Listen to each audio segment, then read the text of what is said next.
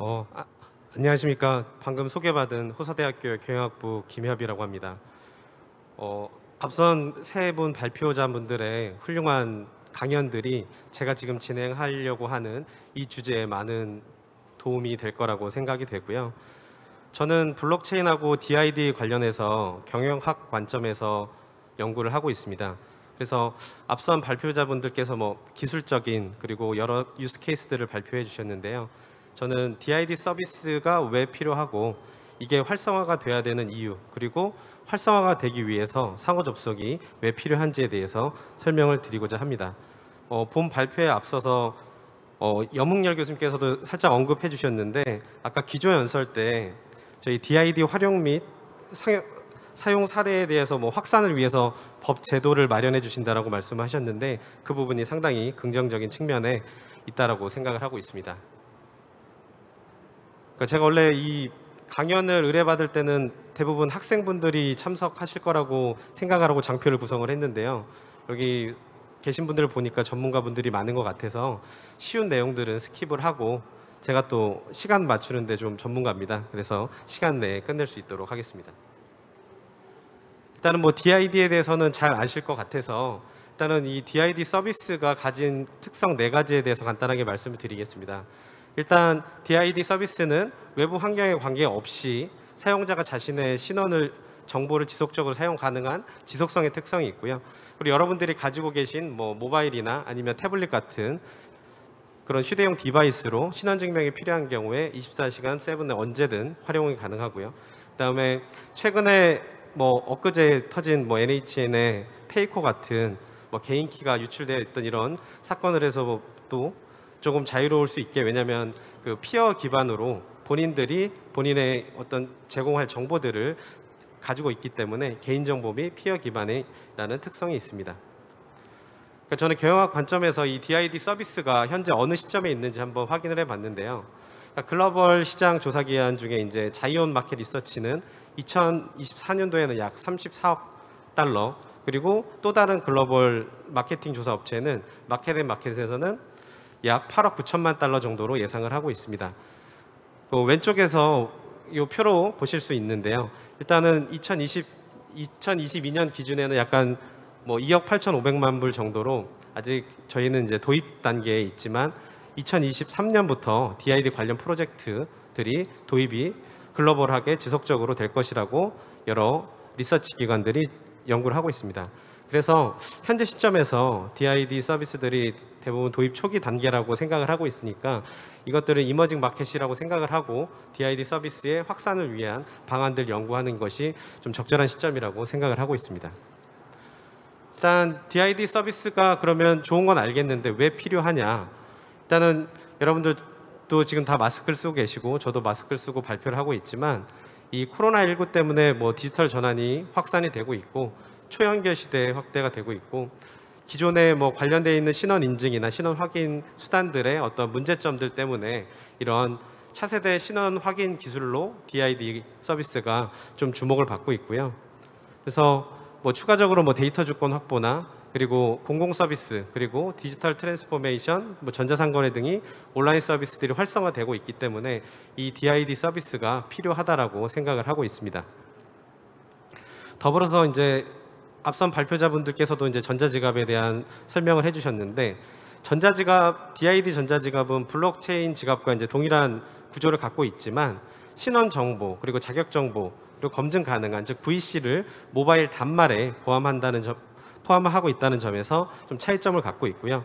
그래서 앞서 권혁준 교수님께서도 사례를 들어주셨지만 DID 지갑 서비스 중에 이제 가장 어떻게 보면 우수 사례라고 할 수 있는 게 이제 부산에서 비패스를 활용하고 있습니다. 뭐 부산 시민카드나 기타 바우처 사업 등 여러 가지 추가적으로 확장시킬 수 있는 서비스들이 많이 있고요. 그 옆에는 비블록체인 지갑 서비스로 카카오톡 지갑이 있는데 작년 기준 1,000만 이상 사용자를 가지고 있습니다. 이 비블록체인 전자지갑에서도 이제 뭐 본인 확인이나 증명서 제출 등 여러 가지 서비스를 진행을 하고 있지만 사용자 모바일 단말을 베이스로 해서 어떤 중앙화된 시스템에서 발급된 사설 인증서를 기본적으로 설계하고 있다는 점에서 DID 기반의 지갑 서비스와의 차이점이라고 생각하실 수 있겠습니다. 다음으로는 상호 접속 개념 및 관련 사례를 설명을 드릴 텐데요. 일단 상호 접속이란 얘기는 상호 간의 어떤 접속이란 얘기죠. 그러니까 다른 서비스 또는 사업자가 다른 통신망 간에서 서로 이제 제품이나 서비스를 교환할 수 있도록 물리적이나 전기적, 기능적으로 이제 연결하는 것을 얘기를 합니다. 그래서 이 상호 접속의 이제 대표적인 사례가 인터넷망 관련된 사항인데요. 인터넷망 관련된 사항은 이제 규제적으로 상호 접속 제도라는 것들을 통해서 진행을 하고 있습니다. 그래서 규제기관이 규제하고 관리하는 장치, 이를 통해서 인터넷망 통신 사업자 간의 공정 경쟁 환경과 그리고 효율적인 자원 분배의 주요 수단이 되고 있고요. 국내에서는 이 관련된 법적 근거가 전기통신사업법상 그리고 과기정통부에서 고시하고 있는 정보통신설비의 상호 접속 기준에서 찾아볼 수가 있습니다. 더불어서 이제 인터넷망 상호 접속에 따른 이제 대가 부분이 중요한 포인트가 될 수 있는데요. 이는 통신사 간에 이제 같은 계위에 있을 때는 상호 접속 협정을 맺어서 진행을 하고, 그다음에 계위가 다를 때는 접속료를 진행하는 것들로 2005년도부터 정부에서 고시로 정하고 진행하고 있습니다. 다음은 그 내용을 이제 간단하게 정리한 내용인데요. 왼쪽에서 보시는 그림을 통해서 이제 살펴보시면 조금 더 이해가 쉬우실 거라고 생각을 하고 있습니다. 일단 여러분들 뭐 넷플릭스랑 SK 브로드밴드 간에 이제 최근에 ISP랑 CP 간의 다툼이 최근 이슈화가 돼서 ISP랑 CP의 개념들은 대부분 알고 계실 거라고 생각하지만 혹시나 하고 밑에 이제 간단하게 적어놨고요. 이 인터넷망 상호 접속 같은 경우에는 뭐 KT, SKT, LG U+ 같은 통신사끼리 인터넷 트래픽을 교환하기 위해서 인터넷망을 서로 상호 연동하는 것을 이야기를 합니다. 이 상호 연동 때문에 우리가 미국에 있는 뭐 유튜브나 아니면 넷플릭스 등을 조금 더 수월하게 볼 수 있는 그런 부분이죠. 그래서 이 인터넷망 상호 접속은 망을 투자할 수 있는 유인 수단이고, 그다음에 통신시장 경쟁을 촉진시킬 수 있는 측면에서 중요한 임무를 수행하고 있다고 생각을 하고 있습니다. 그렇다면 DID 서비스 간의 상호 접속은 무엇인가? 일단은 제가 이제 연구를 하면서 정의를 내린 바는 서로 다른 DID 플랫폼에서 어떤 요청이 왔을 때 서비스를 제공받기 위해서 필요한 신원 정보, 즉 VP를 검증하고 이에 대한 접속료 정산이 가능한 모델이라고 정의할 수 있겠습니다. 그러니까 저는 경영학 관점에서 이 DID 서비스가 아직은 도입 단계라고 생각을 하고 있고요. 앞서 여러 글로벌 리서치 기관에서도 도입기라고 보고 있어서 일단 이 서비스 라이프 사이클 상에서 도입기에서는 가능한 한 많은 소비자들이 일단 이 서비스에 대한 인지를 해야 되고, 그거에 대한 이제 긍정적인 태도를 형성해서 결론적으로는 이 DID 서비스라는 것들을 이용하게끔 행동을 유도해야 하는 시점이라고 생각을 합니다. 근데 앞선 세 발표자분들께서도 공통적으로 말씀해 주셨지만 DID 산업 자체가 개별적인 컨소시엄으로 발전을 하고 있어서 뭐 금융이나 의료나 보건이나 이런 식으로 각각 독립적으로 서비스를 하고 있어가지고 이를 함께 운영할 수 있는 상호 운영이 좀 필요한 시점이라고 생각을 하고요. 만약에 그러니까 결론에서 다시 말씀드리겠지만 이를 통해서 상호 접속이 시행이 된다면 긍정적인 망 외부성 효과가 발현될 수 있을 거라고 사료되고 있습니다. 이 DID 서비스 간 상호 운영 비용 정산 모델에 대해서 이제 간단하게 설명을 드릴 텐데, 이 사항은 인터넷망에서 지금 이루어지고 있는 비용 정산 모델을 차용을 해서 살짝 이제 변형해서 이제 발표드리는 부분이고요. 첫 번째로는 계위 구분에 관한 부분입니다. 저 오른쪽에서 보시는 것처럼 인터넷망 계위는 사업자 1하고 2는 같은 상위 티어인 티어 1에 해당이 되고요. 그다음에 하위에 사업자 3, 사업자 4는 하위 레벨인 티어 2에 해당이 됩니다. 그래서 사업자 1과 2는 서로 이제 같은 계위에 있기 때문에 상호 정산을 하게 되고, 만약에 사업자 1과 사업자 3가 이런 인터넷망에 접속을 하게 된다면 계위가 다르기 때문에 사업자 3인 낮은 계위가 사업자 1에게 접속료를 지급하는 구조로 되어 있습니다. 일단 그림은 제가 일단 레이어를 구분하는 것까지로 말씀드리기 위해서 이제 자세하게 나타내진 않았고요. 이 블록체인 서비스를 사용하는 DID 서비스 역시 이 DID와 관련되어 있는, 그러니까 계위를 구분해야 되는데, 이를 위해서는 뭐 플랫폼 규모라든지 아니면 가입자 수, 트래픽 교환 비율 등 관련된 부분들을 고려해야 될 것으로 생각을 합니다. 다음으로는 만약에 동일 계위 간에 상호 정산을 어떻게 진행을 해야 되냐, 이 부분도 역시 인터넷망과 동일하게 일단은 DID 서비스와 관련되어 있는 계위가 확정이 돼야 되기 때문에 상호 정산을 도입하는 데 필요한 방안에 대해서 추후 연구가 필요하고요. 다음으로 이제 세 번째 고려 사항으로는 만약에 다른 계위가 있을 때는 어떻게 접속료를 산정할지, 이 부분도 첫 번째 고려 사항인 계위가 확정이 돼야 진행이 돼야 될 부분이라고 생각을 합니다. 다음으로는 이제 지갑 중심의 상호 접속 방안에 대해서 말씀을 드리려고 하는데요. 그러니까 이 지갑 자체는 블록체인 서비스에서 이제 가장 핵심이 되는 기술이라고 생각을 하고, 블록체인 네트워크의 이제 확장성과 관련해서는 지금 우리 연구가 조금 더 집중을 해야 될 필요가 있다고 생각을 합니다. 그래서 앞서 설명드렸던 것처럼 블록체인 지갑, DID 블록체인 지갑, 민간 사설 지갑도 기술 규격들은 아직까지는 다르게 진행이 되고 있지만 사용자의 신원 정보나 개인 정보를 기반으로 했다는 점에서는 조금 공통점을 찾을 수 있고요. 그다음에 최소한의 상호 접속의 수준을 조금 더 제공할 수 있는 쪽으로 연구가 진행되어야 된다고 생각을 하고 있습니다. 지갑 중심의 상호 접속 방안을 기술적으로 고려한 사항인데요. 일단은 직접적 상호 운용성 구현이 어렵다라는 내용은, 직접적 상호 운용성은 다른 블록체인 플랫폼에 있는 스마트 컨트랙까지 조작을 할 수 있어야 되는 부분인데, 이거는 현실적으로 지금 기술적으로 어려운 부분에 있어서, 그리고 두 번째로는 기술 규격 및 표준이 지금은 조금 미흡한 상황이 있습니다. 현존하는 블록체인 상호 운영 기술 중에 이제 소스 체인, 트랜잭션을 통해서 타겟 체인에서 실행하는 그런 기술들은 전부 이제 같은 유사한 블록체인의 기술을 활용하는 커뮤니케이션 프로토콜을 사용하는 그런 쪽으로 대상을 하고 있습니다. 그리고 마지막으로 키 관리 및 복구가 어려운 부분이 있는데요. 이 블록체인 전자지갑 같은 경우에는 키 관리 이슈가 지속적으로 되고 있고, 만약에 사용자가 개인 키를 잃어버리는 경우 또는 모바일 단말 잃어버린 경우에는 이제 복구가 어렵다는 그런 점이 있습니다. 다음으로는 이제 정책적 고려 사항이 있습니다. 일단은 DID 기반의 데이터 주권을 실현하는 부분과 기존의 앞서 새 발표자분들께서 설명해 주셨던 것처럼, 일단은 공공 영역에서는 정보 발급 VC를 의무적으로 활용을 할 수가 있지만 민간 영역에서는 이게 좀 어려운 부분이 있기 때문에 앞서 기조연설에서 얘기했던 것처럼 조금 더 민간 영역에서도 상생적으로 활용할 수 있는 정책적 수단이 마련되면 좋을 것 같고요.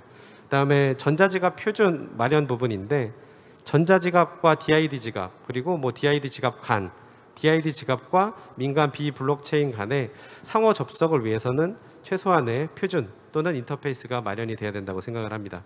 그리고 아까 영문혁 교수님께서 말씀해 주셨던 eIDAS나 ICAO 등의 이런 전자운전면허증이나 전자여권 같이 좀 글로벌한 표준들과 또는 글로벌하게 사용되는 부분들이 좀 상호 호환성을 갖출 수 있도록 관련되어 있는 표준 및 정책 연구가 진행되면 좋을 것 같습니다. 그리고 지갑 중심의 상호 접속 방안 및 기타 쟁점 관련돼서 좀 말씀드리고 싶은 건, 일단은 이 DID 산업 자체가 여러 가지 컨소시엄으로 구성되어 있다 보니까 블록체인 사업자나 전자지갑 사업자 또는 전자서명 인증 사업자 등의 좀 각각의 이제 원하는 목적이나 니즈들이 다를 수가 있어서 이들의 이해관계자들의 어떤 컨센서스를 확보하는 부분이 필요하다라고 생각을 하고요. 앞서 설명드렸던 보안 이슈들도 조금 더 충분한 고려들이 있어서 이를 조금 더 제거할 수 있는 부분들로 연구가 추진되면 좋을 것 같고, 그다음에 기존에 이 DID 관련되어 있는 사업들이 진행이 되긴 했었습니다. 근데 1, 2년의 단기적인 사업이 아니라 장기적으로 좀 체계적인 연구 개발에 좀 힘쓸 수 있도록 진행이 되면 좋을 것 같습니다. 자, 이제 마지막입니다. 이 DID 서비스가 이제 상호 접속이 된다면, 일단은 현재 말씀드렸던 것처럼 각각의 이제 사일로 현상이 일어났던 개별 플랫폼들이 일단은 사용자들이 좀 사용이 편해야 망 외부성도 생기고, 그에 따라서 관련 서비스들이 확장될 거기 때문에 이 상호 접속이 실현이 된다면 국민의 편의성이 증대될 것이라고 생각을 하고요. 그다음에 이 상호 접속으로 인해서 플랫폼 참여 확대 동인으로 활용하면서 이게 DID 생태계 선순환 구조를 가질 수 있다라고 생각을 하고 있습니다. 그리고 경제적 효과로서는 이제 상호 접속으로 인해서 DID 서비스를 제공하는 기업들의 제반 시설, 중복 투자 방지 등 여러 가지 비용 인하 요인들이 있을 수 있어서 원가 동인에 근거해서 DID 서비스 시장의 효율성 측면에서 고려될 수 있을 거라고 생각을 하고요. 그다음에 앞서 말씀드렸던 뭐 비용 정산 모델 같은 경우에 접속료 산정이나 아니면 수익 배분 방식이 공정성을 통해서 진행이 된다면 기존의 독자적인 플랫폼을 운영했던 기업의 추가적인 어떤 이익을 보전해 줄 수 있는 방법이라고 생각을 해볼 수 있겠고요. 마지막으로 이제 사용자들이 이를 통해서 여러 플랫폼을 가입을 해서 DID 서비스를 활용하는 것이 아니라 하나의 DID 서비스 플랫폼을 이용을 하면 아까 이종혁 교수님이 발표해 주셨던 것처럼 여러 가지 리졸버나 아니면 기타 여러 가지 확산되는 기술을 통해서 하나의 DID 서비스만 가입을 하고 있어도 여러 가지 개별적인 서비스들을 이용할 수 있는 그런 경제적 효과를 가질 수 있다고 생각을 해보고 있습니다. 이제 마지막으로 전자지갑 기준 상호 접속 관련해서 시사점을 마지막으로 발표를 마치도록 하겠습니다. 일단 DID를 중심으로 하는 전자지갑 자체가 우리가 DID 블록체인 그리고 일반 블록체인 전자지갑 그리고 민간 전자지갑 간의 상호 운영성이 보장이 된다면 온오프라인에서 신원 증명 수단으로서 강력하게 활용이 될 거라고 생각을 하고요. 이 DID 중심의 전자지갑은 높은 활용도랑 넓은 확장성을 가지고 있지만 경쟁 상대라고 할 수 있는 본인 확인 시장들이 많습니다. 아직은. 근데 이제 기존의 정부 주도 하에 이루어졌던 뭐 증명서 발급이나 아니면 마이데이터 사업 같은 경우와 좀 배치될 수가 있는 부분에 있어서 이런 충돌 가능성들을 최대한 배제하고 약간의 이제 MEC하게 겹치지 않고 모자라지 않게 진행을 할 게 좀 과제라고 생각을 하고요. 만약에 이와 같은 여러 난관이 있지만 이런 것들을 넘어서 극복을 하고 기존 생태계에도 피해를 주지 않는다면 글로벌 디팩토로서 이 DID 서비스 산업 자체가 더 확대될 거라고 생각을 하고요. 마지막으로 조금 더 나아가야 할 길이 멀기 때문에 정책적, 기술적, 경제적 연구와 함께 표준 마련이 필요하다고 생각을 합니다. 이것으로서 저의 발표를 마치겠습니다. 감사합니다.